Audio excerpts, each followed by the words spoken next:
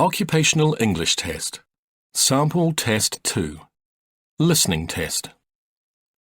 This test has 3 parts. In each part, you'll hear a number of different extracts. At the start of each extract, you'll hear this sound.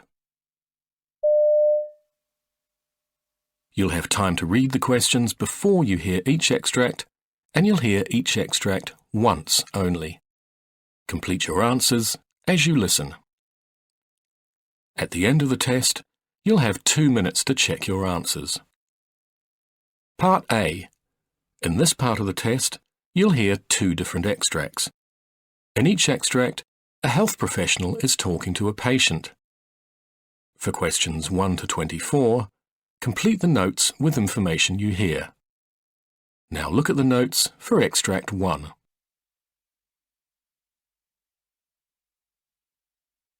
Extract 1.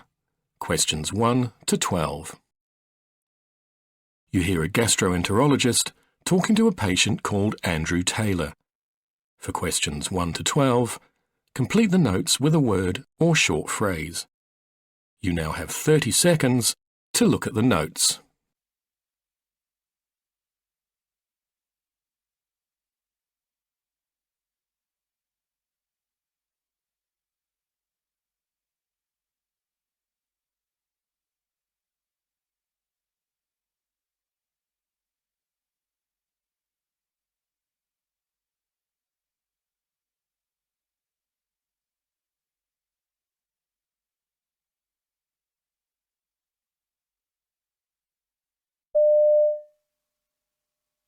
Good morning, Mr. Taylor.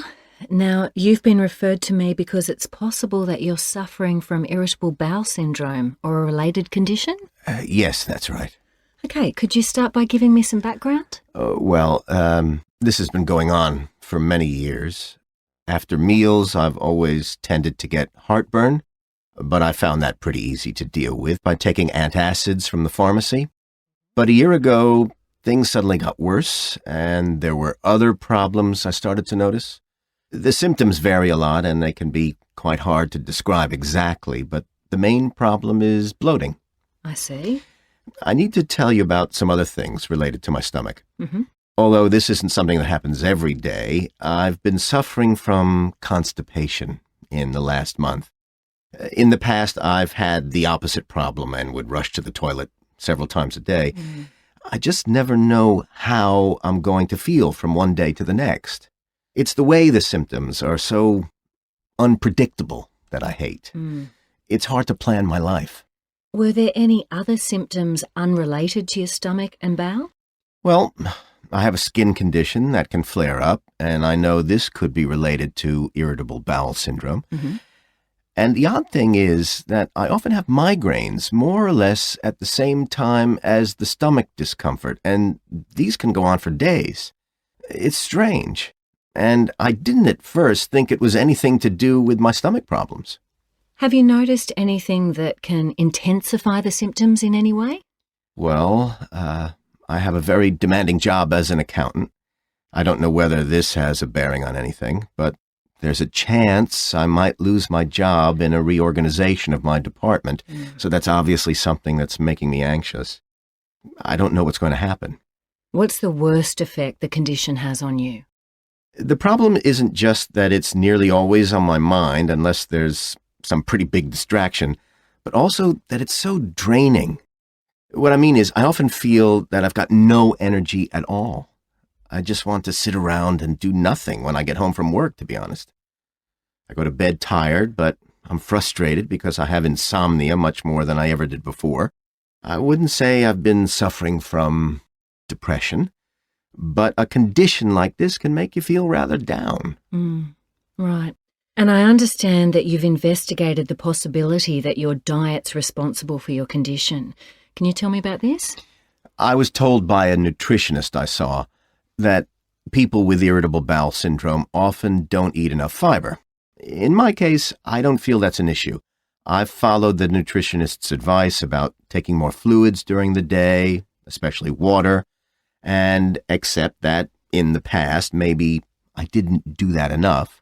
It's hard to say whether that's made a difference, but possibly it's caused a slight improvement. Uh-huh. I'd read that dairy products can make things worse, so I tried cutting them out, but I wasn't convinced it made any difference. I've cut back on caffeine, though not much, actually. I also paid for extensive food allergy tests, but they didn't show anything major, so that's not an area my doctor thought was worth investigating further. What medications have you tried? Well, I took something called an antispasmodic, which my GP says helps to relax the muscular contractions which move food through the gut. But, to be honest, I don't think it made much difference in my case. Have you taken anything else? Well, I've been given antidepressants, and I'm giving them a go. I wasn't sure I completely understood the reasons. Okay, well, a drug like that targets the signals being sent to and from the nerves in the digestive system. It has a calming effect on the muscles there. Mm-hmm. Do you find that this drug was effective? Yes, I'd say it was on the whole.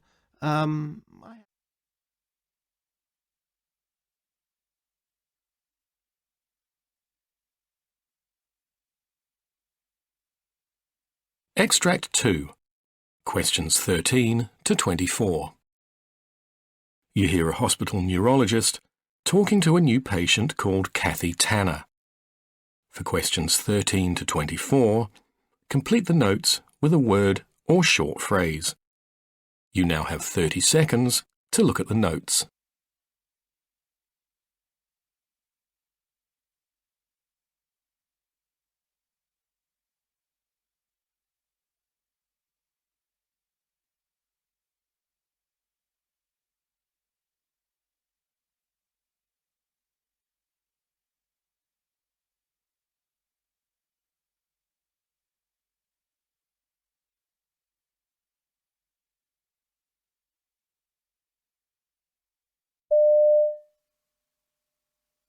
Hello, Mrs. Tanner. Pleased to meet you. Hello. Do you mind if we start off by getting some background to your condition?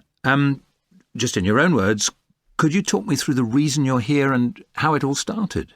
Oh, please, call me Kathy. Right. So, until 2 years ago, my husband was in the army. Right. We lived off base, and I had a job which involved a lot of driving. Mm-hmm.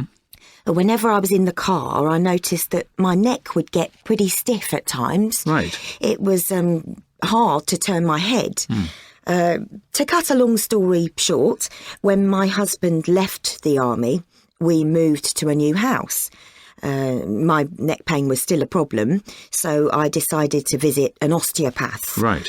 He tried to fix the problem by a neck adjustment, but actually it just made things worse. Oh, dear. I found I was losing flexibility in my neck.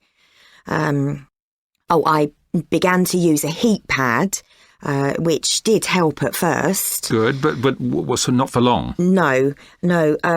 About a month or two on, I started to get this sort of feeling that something was pulling my head over towards my right shoulder. Right. It was painful and embarrassing because I couldn't keep my head straight. Of course. I'd managed to hide it from everyone around me until then. About this time, one of the doctors I'd seen thought physiotherapy might help and sent me to a nearby clinic. Mm-hmm. So I started going in regularly for treatments. And one day, the head of the clinic looked at me while the therapist was trying to position my neck and whatever. And he said, "You know what your problem is, don't you?" And I replied that I didn't. And he told me that I had spasmodic torticollis, and I had no idea what that was. So what happened then? So he says, "Oh, it's untreatable. You just have to learn to live with it." I went home in pain, feeling depressed and hopeless. Yes, of course. He was just so unsympathetic and unhelpful. Well, I'm sorry to hear this. Thanks. So my diagnosis of spasmodic torticollis was in June. So I began to research, what I could do. I tried chiropractic treatment until December. It cost a fortune, but did no good. Oh, dear. The pulling and pain continued to increase. I saw a couple of neurologists and I was put on a drug called baclofen, but it really didn't make any difference. Yes, that wouldn't do much for your condition. Oh, right. Anyway, the one really good thing I did at that time was to join a support group for spasmodic torticollis patients, so at least I knew I wasn't alone with the condition. But mostly, I just sat at home a lot. In order to get a bit of pain relief, I got myself an orthopaedic chair, and that did give me some support. Right. In November, I saw something in a magazine in the medical section. It mentioned some new treatments being done at the university hospital to treat things like spasmodic torticollis with Botox. We mentioned this to our GP, got a referral, and in December I had the first injection in my neck. And how did the treatment go? Well, the injections really helped the pain, you know. My head returned to almost a normal position. Right.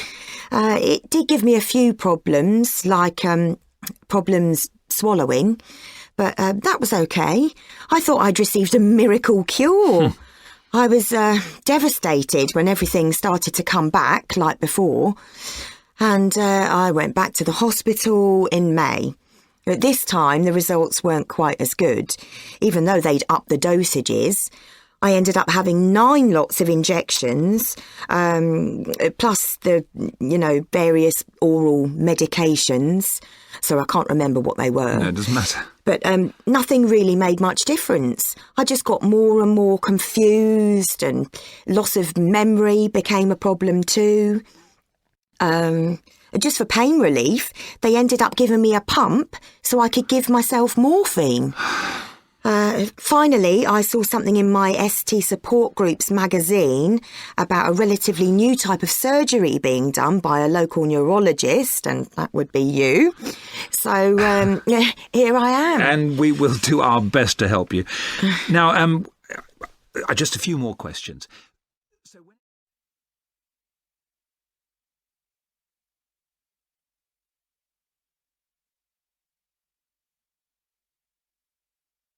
That is the end of Part A. Now look at Part B.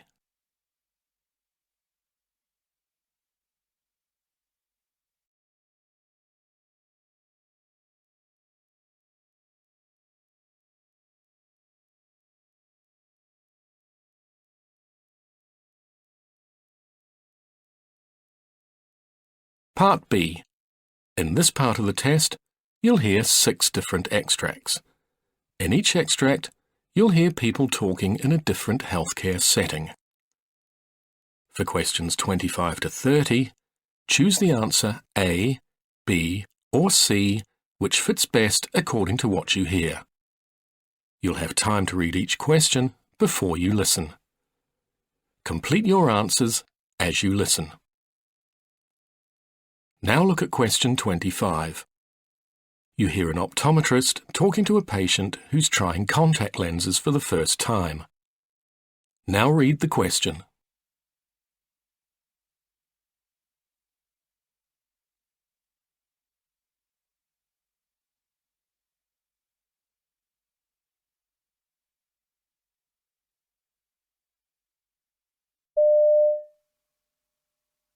Now, you've had the lenses in for a few minutes. How are they feeling? Not bad. I thought I'd feel them actually touching my eyes, that they'd be sore or prickly, but I can't feel much at all. My eyes do feel a bit watery, though. It's okay. You've just used too much solution. Now, in a few minutes, I'll get you to try taking them out and inserting them again by yourself. I had no trouble taking them out earlier, but I'm not confident about putting them in. I worry I'll press too hard. That's unlikely to happen. Things look rather distorted, though. I mean, I can't make out the letters on that chart. Any of them? Those lower down. Let's give things another minute to settle down.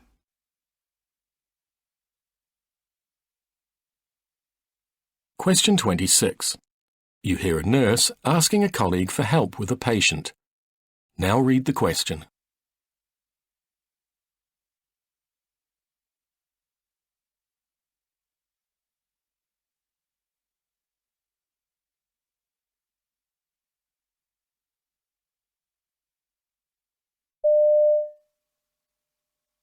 Kathy, could you help me with the patient in bed 103?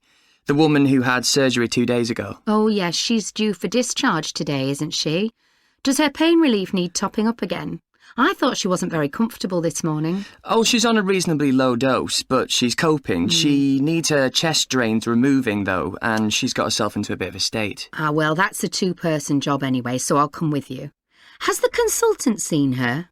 I know there was some concern yesterday about her condition and the level of the fluids draining into the bags. Oh, he's cleared her for removal of them today, but I think some reassurance might be needed first. Right. I might just check her analgesia and give her more before we go ahead. Okay.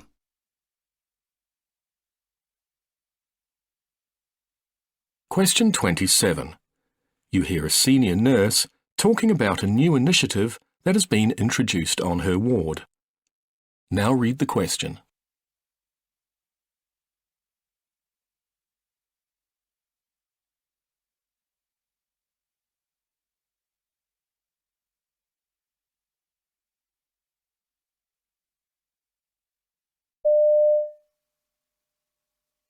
One of our key priorities is improving communications between staff, patients and patients' families. We recently introduced a scheme called Dear Doctor, which involves giving each patient a card where they can make a note of any questions or concerns that they themselves have. They can also talk to their families during visiting time, or even on the phone, and see if there's anything else they'd like to add.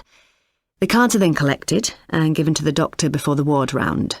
We're really pleased with the response. Patients used to say that they only thought of the things they felt they needed to discuss when it was too late, so the cards give them a better chance to bring up whatever's on their minds. In fact, it's been so successful that we're going to roll it out on all wards in the hospital.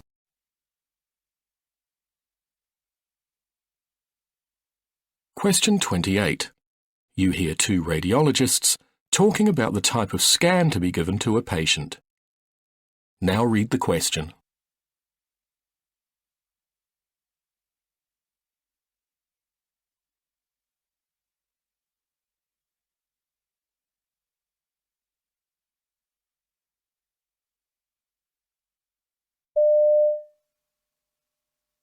I've just had a phone call from emergency.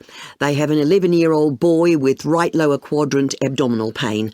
They're concerned about appendicitis, and they'd like to order an abdominal CT for him. Do you think that's a good idea?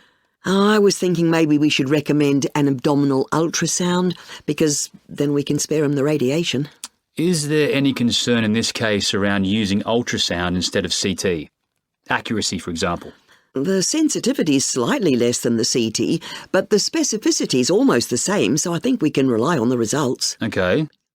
It means we can avoid the child being subject to contrast exposure as well. But what would we do if the ultrasound doesn't answer the question? If we can't visualise the complete appendix, then we can recommend an abdominal CT. Okay, we have a plan. Call them back and let them know.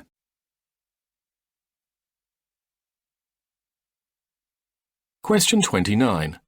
You hear part of a surgical team's briefing. Now read the question.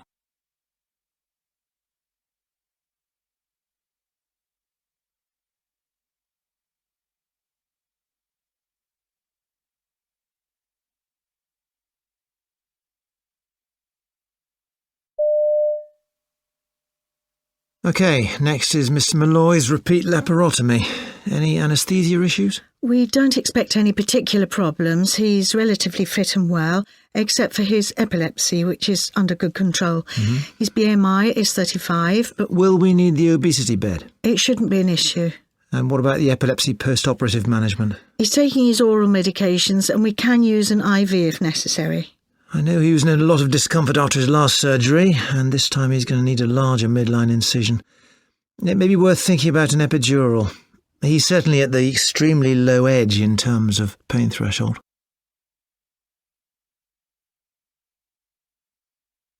Question 30. You hear a senior research associate talking about a proposal to introduce interprofessional primary healthcare teams. Now read the question.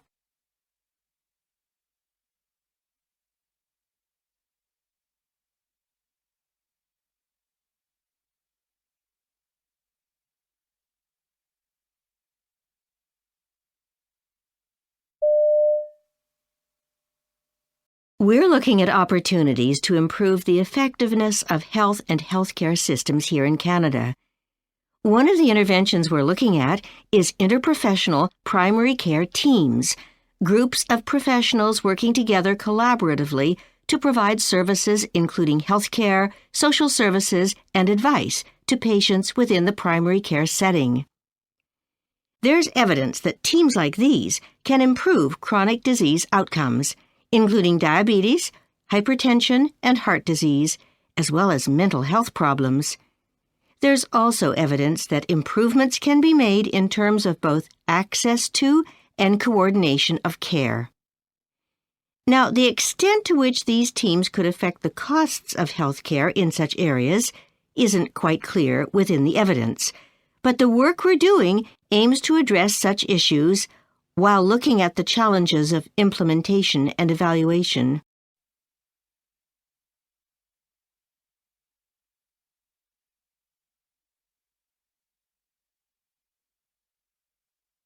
That is the end of Part B. Now look at Part C.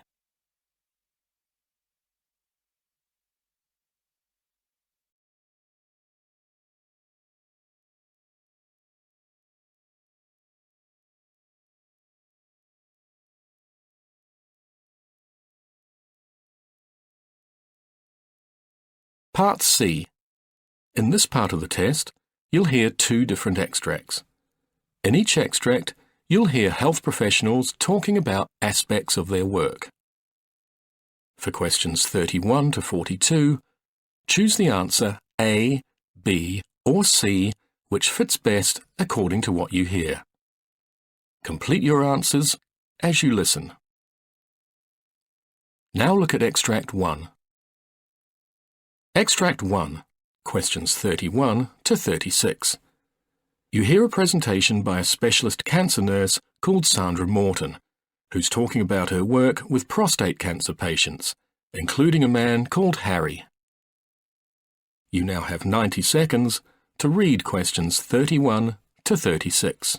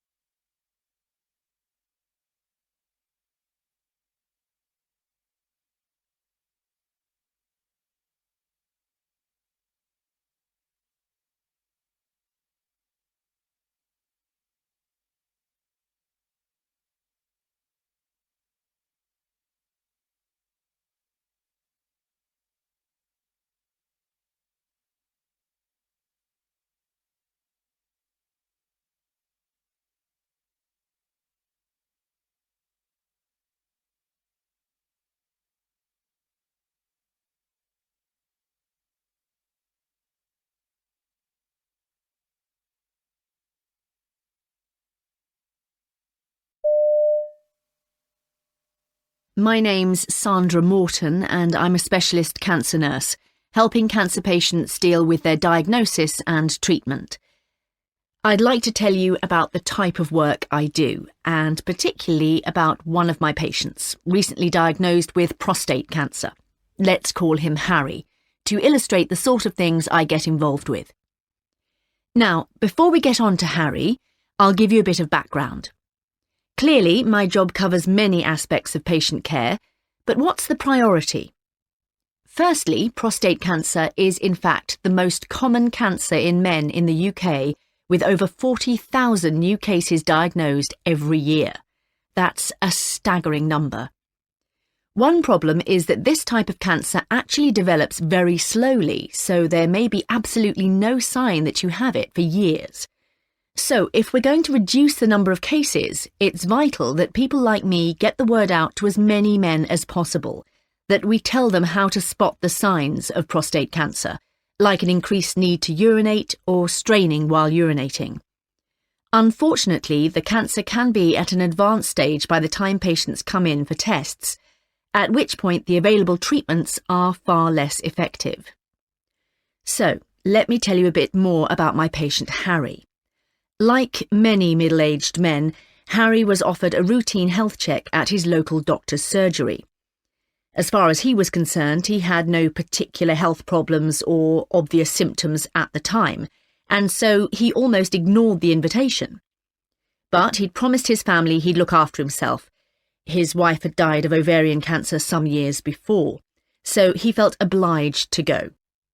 It was during his appointment that, based on a few symptoms he mentioned, Harry's doctor decided that he'd need further investigation for prostate cancer and referred him to a specialist clinic at the hospital. Harry's trip to the clinic started with a routine blood test, which initially showed a slightly low haemoglobin level. A further test then revealed that his PSA, the prostate-specific antigen, was high at 20.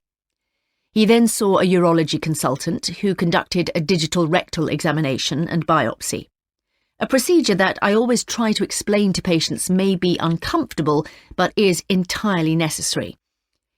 In fact, though, Harry said the 3-week interval between having a biopsy taken and hearing the outcome was far more of an ordeal. Harry told me that when he went to see the consultant to get his results, he immediately sensed he was in trouble. Although the consultant was very considerate in delivering the news, unfortunately the indications were that Harry did indeed have prostate cancer. He was assured that the cancer was low-grade and not aggressive.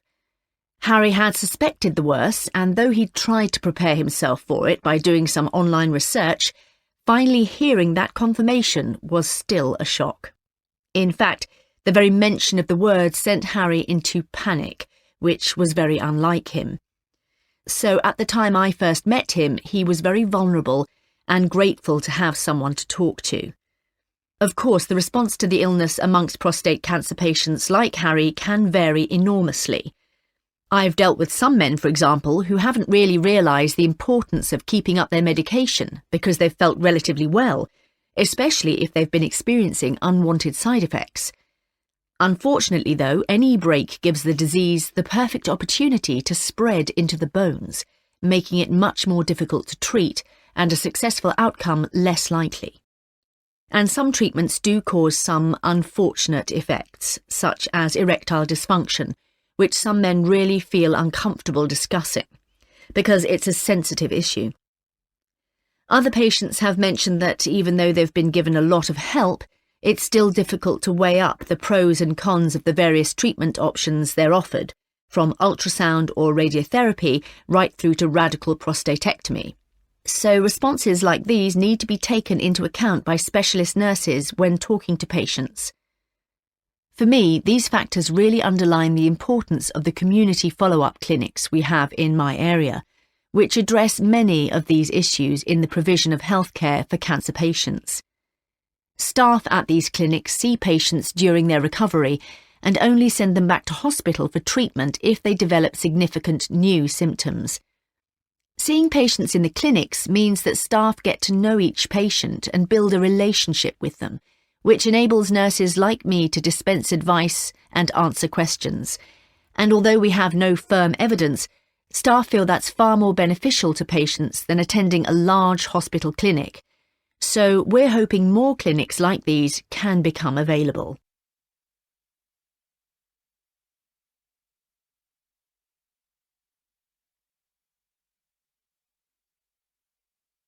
Now look at Extract 2. Extract 2, questions 37 to 42. You hear a neurologist called Dr. Frank Madison giving a presentation about the overuse of painkillers. You now have 90 seconds to read questions 37 to 42.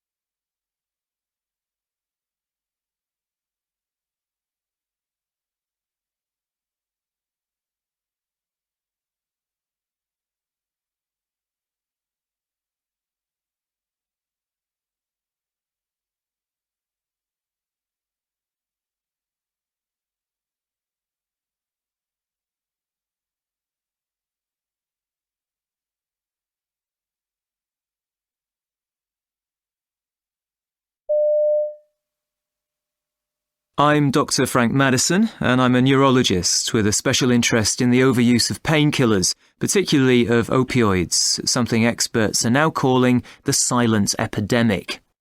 Now, we've all seen the stereotypical images of addicts hooked on recreational drugs, but addiction to painkillers like opioids has a much less familiar public face. From what I've seen, one reason for this is that the range of people affected makes them less easy to pigeonhole. I mean, there's no typical age, social class, and so on. And of course, most people seeking help for opioid overuse were initially prescribed the medication by their own doctors for pain relief. This highlights a major part of the problem. Physicians often pay little attention to the possible risk of addiction. They need to look carefully at patients' personal histories and assess the risk, considering things like depression and anxiety disorders, before prescribing opioids. In recent years, there's been a dramatic increase in opioid prescriptions. I see a pattern not just of GPs over-prescribing, but of GPs inappropriately prescribing. Sure, people want their pain relieved immediately, that's understandable, but proper pain management requires lengthy face-to-face input, which time pressures don't allow, so easier alternatives have become the default option. What's more, although opioids can provide effective relief in the short term, they shouldn't be the automatic first-line therapy. Many alternatives do exist, and they're no more costly. People generally think of pain as a direct symptom of a problem in the affected area. But pain is an extremely complex subject, and it's one that used to be underrepresented in medical education. Thankfully, that's no longer the case, and doctors now realise that when a patient complains of acute back pain, that pain may not be due to a clear and treatable disease, but that such pain often presents in people with other medical problems, and these need investigation. Although there are distinct types of physical pain, all too often, I see sufferers lumped together in one category, which means that unfortunately, not all treatments are going to work equally well. For example, we first need to know, is the pain caused by inflammation as opposed to nerve damage? Establishing this makes initial mistreatment far less likely, meaning that treatment is more effective and the risks of long-term problems are reduced. But it's not just opioids we need to watch. Patients often self-treat with readily available painkillers like paracetamol, and while such drugs play an essential role in pain management, people still need to know more about them. We've been pretty successful in publicising the dangers of accidental overdose, and clear information's given about the effects of taking these drugs long-term, so public awareness about increased tolerance levels is also gradually improving. Many doctors also now actively warn patients about the spiral of taking higher and higher doses for pain relief. Worryingly, though, I've seen cases where people on drug regimes for other conditions inadvertently take painkillers which add a potentially hazardous ingredient to the mix already in their system. This is something which needs urgent attention. I'd like now to talk about an osteoarthritic patient who was referred to me, a 30-year-old woman, let's call her Anne, suffering from sarcoidosis, an autoimmune disease leading to chronic organ inflammation. She was prescribed various drugs, but though the disease was soon brought under control, the pain lingered, with Anne gradually becoming dependent on prescription opioids. Typically, she was terrified of stopping them, yet the more she took, the worse she felt. The thing is, her prescription would have been ideal for short-term pain, like that following surgery, but should never have been given for the chronic pain she was experiencing. And we all know that living with medication dependency has devastating consequences, not only on social well-being, but also on ability to function professionally, as was the case for Anne. She eventually went on long-term sick leave, as often happens in such cases. Thankfully, Anne's now much better. Having recognised her dependence, and with the necessary support, tools and techniques, she's now off painkillers. The crucial thing is to prevent dependence in the first place. Anne's GP prescribed opioids in good faith, aiming at pain reduction, but failed to set an end date for these. He hadn't anticipated the possibility of eventual drug reliance, this being new territory to him. Anne couldn't hide the visible results of the quantities she was eventually taking, so her GP questioned her about intake. She reluctantly admitted supplementing her prescription from sources like friends and family, something her GP had suspected but hadn't investigated. Anne now realises that drugs weren't fixing her problem, and though withdrawal took several tough months, her determination to succeed has paid dividends.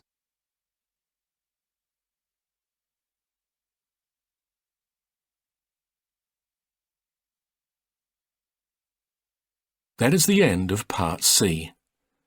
You now have 2 minutes to check your answers.